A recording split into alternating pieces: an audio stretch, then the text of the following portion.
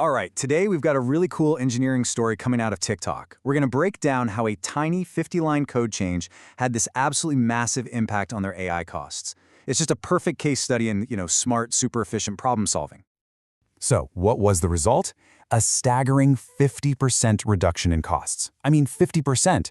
That is the kind of number that makes everyone, and I mean everyone, sit up and pay attention. And think about it, at TikTok's scale, that's not just a little saving. That translates into an absolutely massive amount of money. So the big question is, how did they actually pull this off? I mean, how do you slice your costs in half with what turned out to be a surprisingly simple fix? Well, that's the core question we're going to get into right now. Okay, let's dive in. So here's how we're going to unpack this. First, we'll look at the AI tool that was so successful it actually created this money problem. Then, we'll follow the engineers on their hunt for a solution, which led them to this big aha moment called prompt caching. After that, we'll break down how it actually works, check out their super elegant 50-line fix, and then wrap it all up with the big takeaway for, well, anyone building with AI. Every great solution starts with a problem, right? And this story, well, it begins with an AI tool that was, funny enough, actually a little too successful for its own good. So, TikTok built this internal AI agent, basically to automate all the quality assurance testing for their apps. And it was a huge hit. I mean, teams all across the company started integrating it into their development pipelines like crazy. But there was a catch. Unlike your typical software, every single time this AI agent ran, it cost money. And with its popularity just exploding, well, those costs started to add up really, really fast. And this brilliantly illustrates the challenge they were facing. Just look at this. As the number of AI test cases grew, the dollar cost didn't just, go up a little bit. It skyrocketed. This is such a classic scaling problem, where your own success starts to become financially unsustainable. They absolutely needed a fix. Okay, so the team went hunting for a solution, and their first instinct, naturally, was to turn to a classic, tried-and-true engineering technique. But, as it turns out, it just wasn't going to be that simple. And that first idea, it was traditional caching. If you're not familiar, in the software world, caching is pretty simple. It's all about storing the results of something you've already done so you don't have to do the same work all over again the next time. It's like the standard playbook for optimizing for speed and cost. But this is where traditional caching just hit a brick wall. There are three big reasons why. First, you've got mobile testing. Trying to cache screen coordinates is a total nightmare when you're dealing with hundreds of different phone sizes. Second, just managing the cache was going to create a really clunky user experience. And third, the UI is always changing. You've got A/B tests, random pop-ups, all that stuff would make the cache useless almost instantly. So the conclusion was pretty clear. This was going to be a ton of engineering work for a very, very low chance of it actually paying off. So, with the old-school approach totally off the table, the team started digging around and discovered a newer technique, something built right into the modern large language models themselves. And this was the breakthrough they were looking for. It's a technique called prompt caching, and the idea is actually really simple. Think about it. A lot of AI prompts have parts that are just repetitive, like the basic instructions you give it. So instead of making the AI reread and reprocess those same instructions every single time, prompt caching just reuses the work it did the first time. The whole game is just avoiding redundant processing. Okay, but how much does this really save you? Well, AI pricing is basically split in two. You've got your input tokens, that's what you send to the model, and your output tokens, which is its reply. Now, prompt caching only helps with the input side of things. But look at this. For TikTok's tool, those inputs made up a whopping 78% of the total cost. So yeah, this was clearly the biggest lever they could possibly pull to save money. And you know what the best part is? This isn't something the engineers had to build from scratch. It's managed by the model providers themselves. It comes in two main flavors.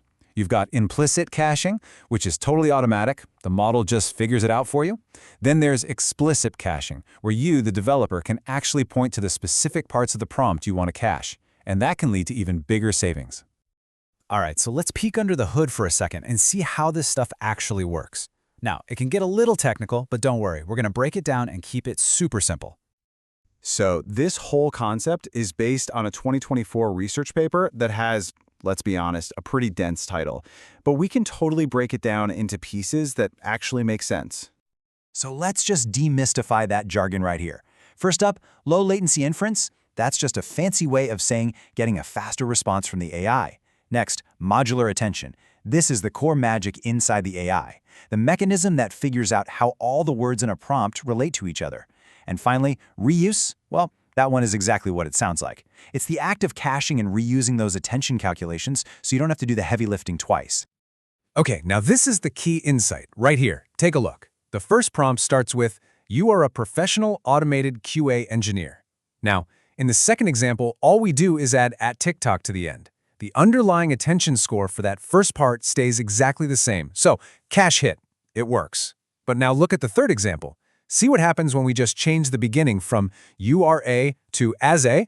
Bam!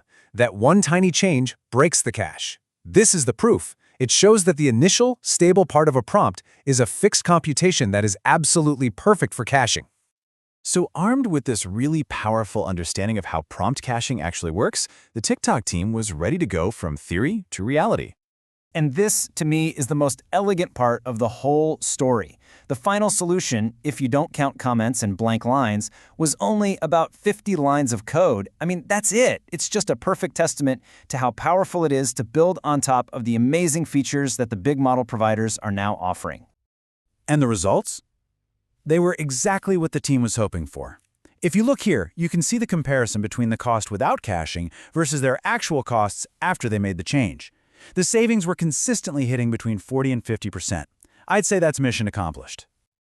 Now, what's really interesting is this. While the money savings were huge, the time savings were, well, pretty minimal. Only about 5 seconds shaved off each test case.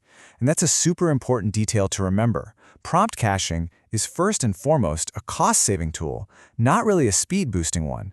And it's cool that the team was so transparent about that result. Okay, so let's start to wrap this up. What's the big lesson here? What should we take away from TikTok's experience? Why does this story matter to anyone outside of their specific team? Really, the biggest takeaway is this. Prompt caching is one of the most straightforward and powerful tools we have right now to make AI actually affordable when you scale it up. It's absolutely perfect for things like chatbots or any tool that uses the same instructions over and over. And because the providers manage it, you don't have to get bogged down building some complex system yourself. It's the definition of a low-effort, high-impact win, and it really is a foundational step for building even smarter stuff down the road. And that really leaves us with one final thought. This whole story just shows the incredible leverage that really smart, focused engineering can have. I mean, if 50 lines of code can literally cut your costs in half, it just makes you wonder, right? What's the next simple, hidden opportunity out there just waiting to be found that's going to make our AI systems even smarter, cheaper, and more efficient?